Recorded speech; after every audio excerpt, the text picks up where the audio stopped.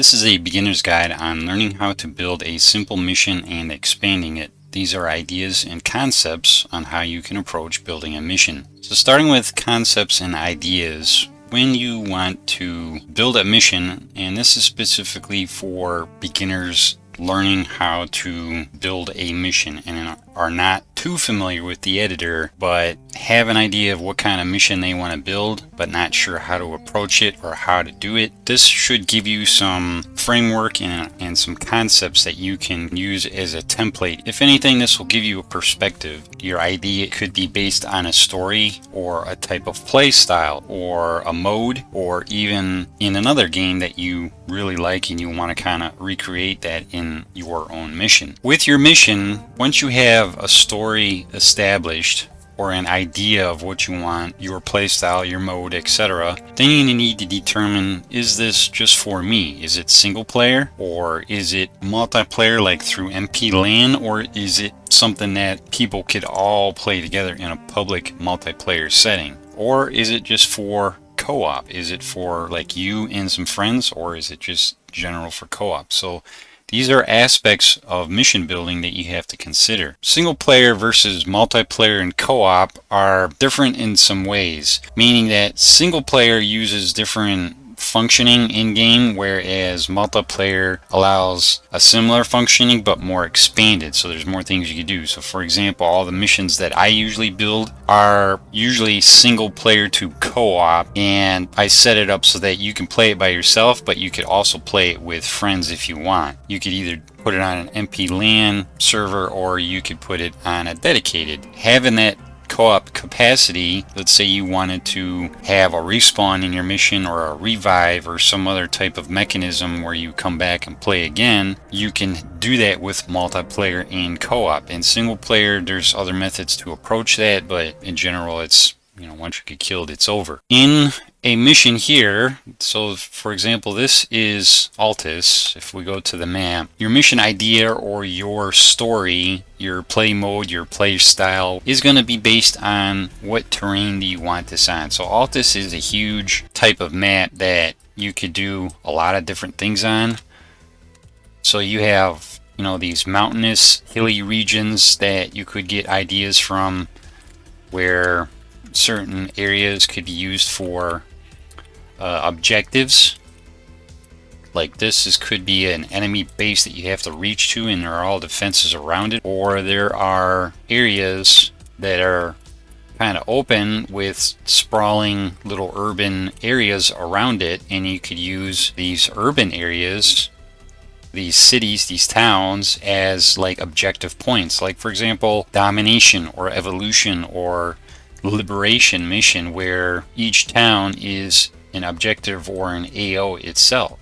So what you're looking at is you want to establish your AO. First, establish what map do you want your mission to be on. Once you decide what map, whether it's a desert theme or whether it's jungle or whether it's something in between, then you have to determine what is your AO. Your AO is your area of operations. So if your AO is specifically in this particular area, from here you're going to decide, okay, where is the player starting? Where does the player have a base? Will the player have friendly AI, or will he be solo? Will it be just him and one or two other players, as in co-op? Will the player have assets? Like, will he have access to a vehicle? Or is there some sort of thing that will take him to the AO? So like he may start, let's say for example, let's say he started over here and his objective was to infiltrate some camp or something in this area, which is occupied by some bandits that hold a device or some intel or something that has to be stolen or retrieved or destroyed, things you could do of that nature. There's also supporting assets. What supporting assets is the player going to have? Is he going to have a vehicle he can access, or is he going to be able to be helicoptered in and parachuted in, or is he gonna do a halo? How is he gonna get to the area of operations? We can cover what the player is gonna do and have and where they're gonna start. But what about the enemy? Who is the enemy? What is their faction? Do they have a base? I mean, what is their whole role? What's the story behind them? Why is there an enemy? What are they doing? Why are they doing what they're doing? Did they take something? Are they a threat? Are they doing something to neighboring towns or areas or factions like the civilian population? What kind of assets do they have? Do they have vehicles or tanks? Are they an army? Do they have supports or defenses that you have to be concerned about? Do they have a base that you have to attack or infiltrate or go to take something or destroy something? Will your mission have tasks? I mean, what kind of objectives are there? Is there a mission completion? Do you have an exfil? Like when you complete so many tasks, will your mission tell you to exfil and get out of the area, or will the mission just end after all tasks are complete? Let's set up kind of like a mock scenario. We're going to just place some assets. I'm going to show you how we could expand this. We'll just place a grenadier. You know, you have your single units, and then we have groups. So let's say we have a recon squad. We have a player. The player could be part of the squad. Right now he's by himself, but if you connect him to the squad, now he's part of the squad. Where is the squad going to go? What is their objective? What are they set up to do? Are they just going to patrol a certain area and that enemy could be possibly occupying? So you have units,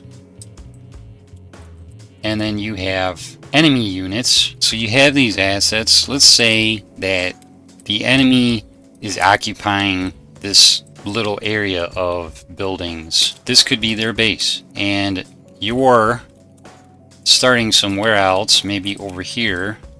So let's say your enemy is OP4. You have single units.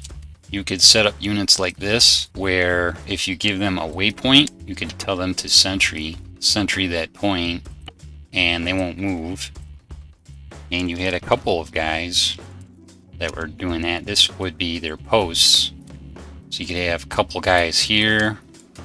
You could have a couple of guys here. I know this isn't really the greatest type of base, but just to give you a rough idea of what you could do, because in a setup like this, you could build the walls. You know, you could use assets and build the walls from, you know, around this, and place objects and military type of things, even set up defenses to create a base type of area if you wanted. Like I said, you could build these walls, find the types of walls in the objects and build these up. You could use the hide module to hide these things. So you just go to systems and you go to environment, and then you could go to hide terrain objects and just hide stuff like this.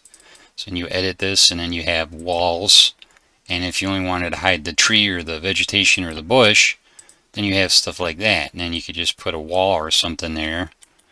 And you could do the same for other areas if you wanted. So let's say they had a off-road machine gun, a truck that is kind of a sentry himself and is, you know, protecting the area. You could also have a turret. You know, maybe there is a mortar set up in the middle facing a certain direction. We'll go to sandbag, and we go to sandbag wall round, and you could do something like this.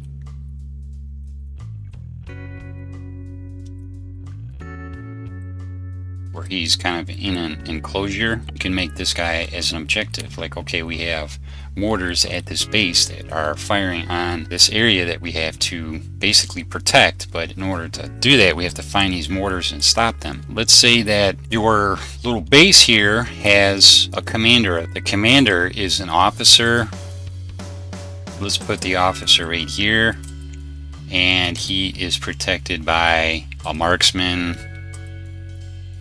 and another rifleman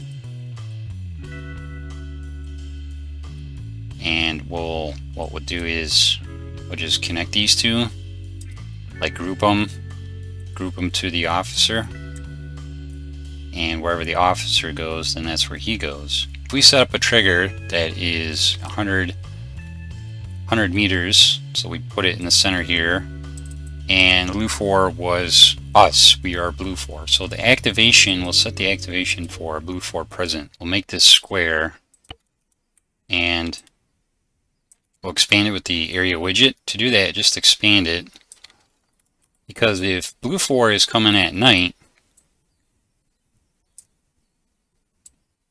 this trigger area could be like a kind of like a zone alarm type of thing. So you could have a squad that is stationed or positioned somewhere else, like say over here, and you could give them waypoints to where they will come here and guard the area, but they're not going to move until blue 4 enters this trigger. So what you do here is you take this trigger and you set waypoint activation so that it's connected to their first waypoint. So when blue 4 enters this trigger, the squad will come, and it's a full squad. So it's if it's only just you and a friend, or just you're going to be dealing with some numbers. Now on the task or objective type thing, we could do something where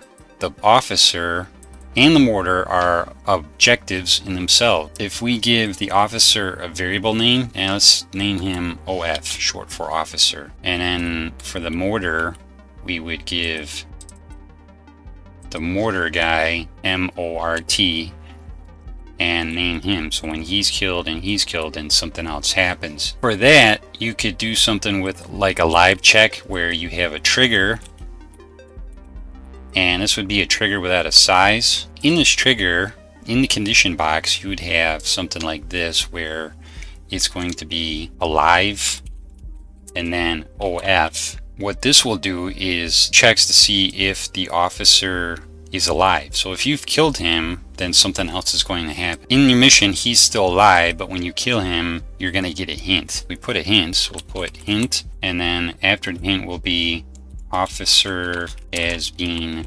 eliminated, exclamation point, end quote, and a semicolon. You would get that hint that came up. And if you copied the same thing for the mortar guy, you would just update it for mort, short for mortar, and then you could just change the message to the mortar as being eliminated or destroyed, and you would get hint 2 after you killed him. Now if you wanted to expand that into actual tasks, then you would go to systems, and we would go to Intel, we would go to create task, and we could create a task here, and then we'll set a set task state module.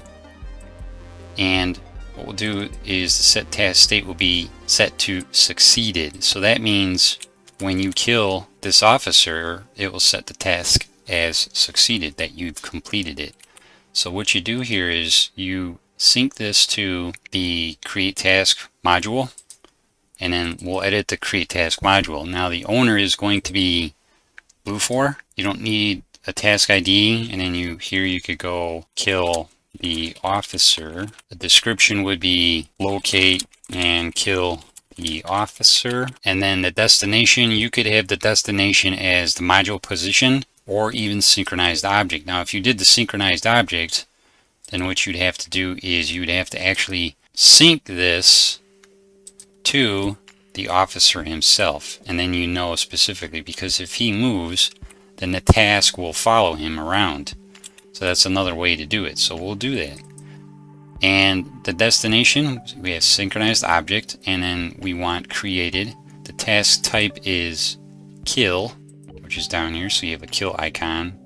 And that's really all you need to do, is you have that set up. So from here, you sync this, the set task state module, so it's like that, and you could do something like that. So if you wanted to do also the mortar, copy your existing task module, and what we'll do here is we delete the trigger for the officer.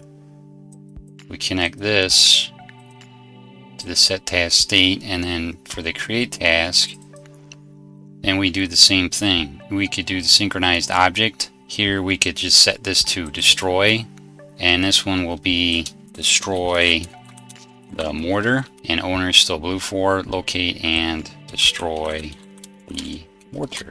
So this would be set up. Now we just sync it to the mortar. So now you would have two tasks in your mission. Your friendlies could be just starting right here, and from here you could give your friendlies, you know, a patrol route. If you were part of a squad, you can give him a move waypoint, and they could move to this area and do something. So we could set this up for seek and destroy, and they would basically seek this area and destroy. Now we could have our own supports. We wanted supports for ourselves to support us in our attack. So we could do something like go down to supports for the systems, and we could have artillery.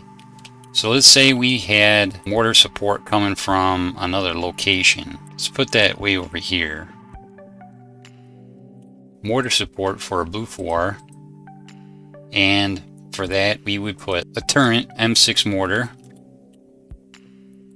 We'll just put this guy right here and spin him around like that. We would go to the systems, and we would go support provider and place that, and then we would sync this to our mortar support. So then just go to the map, and we have our asset over here. Support quester we place down here. We connect that to the player, and then we can connect this to the other module, just like that, and that way we can call him. And then in the support requester, you have limited. There's a lot of different things you could do here, but artillery limit is -1, which means infinite. So you could set that to so many rounds that you want to be able to have access to. One type of support that you could do. Then we could also have different assets based on our attack, what we're doing. So let's say we had a Hunter HMG that was going to come with us, and he is grouped to our leader, so he now has this asset that's going to come in and support us in our attack. So these guys have the mortar, they have this truck, they have this infantry. Let's say we gave them a tank of some sort. FIA won't have tanks, so let's say they had support from CSAT, and you gave them access to a tank. So let's just choose a T100 Varsuk, and the tank was at another location over here, and you'd place this tank here, and you could do the same thing where you give the tank a waypoint, and basically he would work his way here, and then he could stop here, and then you could set him to either seek and destroy, which we could do, or you could even do guard, and they will cover the area. But what is bringing him over? You could just sync this trigger, set waypoint activation, so that the tank's first waypoint, when it gets activated, he will then move. So you can kind of see how far, where this is going based on what your idea is, all because of this particular base. Now if you wanted to add other things, you can go to the systems. You could even put Zeus down if you wanted to. So you would put down a game master, and whoever's going to be Zeus, you could set that up to where the owner is player 1, and this would be the player. So let's give him a variable name, and he would have access to Zeus. The other way to do that is to sync him, just sync the module to the player themselves. So you have this, and then if you wanted this to be the base, you could set that up to be a base as well. So you'd have your units here that are going to protect the base. You know, this guy is on guard right here. And you could have something like that. I mean, yeah, it's simple. There's a lot of things you could do here. Then you got to consider, do I want to add other functionality that's beyond the editor? Like you want to add scripts that add different functions. You want to add something for helicopters or planes. You want to have something that spawns ambiently. Do you want a briefing? Many things you could do within this AO, which is very small. This could be a starting place. Once this is cleared, then you would go to another location and, like, you know, a military post. Just keep in mind that there's many variables and components to a mission that decide how it plays out. And every time you place assets or set something up, you should test it out. So you test it out, you zoom in, you look at different perspectives, because you might have ideas for different things. You might want to, instead of having the officer look like this, you could edit his loadout and give him a beret. And how much difference does that make? What would happen if you removed his weapon? Now he only has a pistol. The details make a difference. This guy was a different vehicle appearance. What if he had some different, you know, setup on his gun that made him maybe tougher? Maybe he had a different vehicle coloring or look to it. Now you have different look. You could have your soldiers have a different uniform. So if you gave them a different uniform and a different, that changes your perspective on your enemy. So they may not be terrorists, maybe they're, you know, like a PMC group, a private military contracted group or something that is protecting an area or something, and hired. But why are they hired? So there's a whole story that could unravel based on what you do with your assets and how you approach it. The general idea and concepts behind all of this is starting with an idea or a playstyle or a mode that you like, or just a story in general. And that story can create different ideas on what assets that you could use to put together. Alright guys, I want to leave you with that. I hope that some of the perspectives here, even though they're simple and kind of generic, gave you some ideas, but this is mainly geared for beginners to mission editing and building. So I hope that helps, and I want to thank you guys for watching, and I will catch you guys on the next video.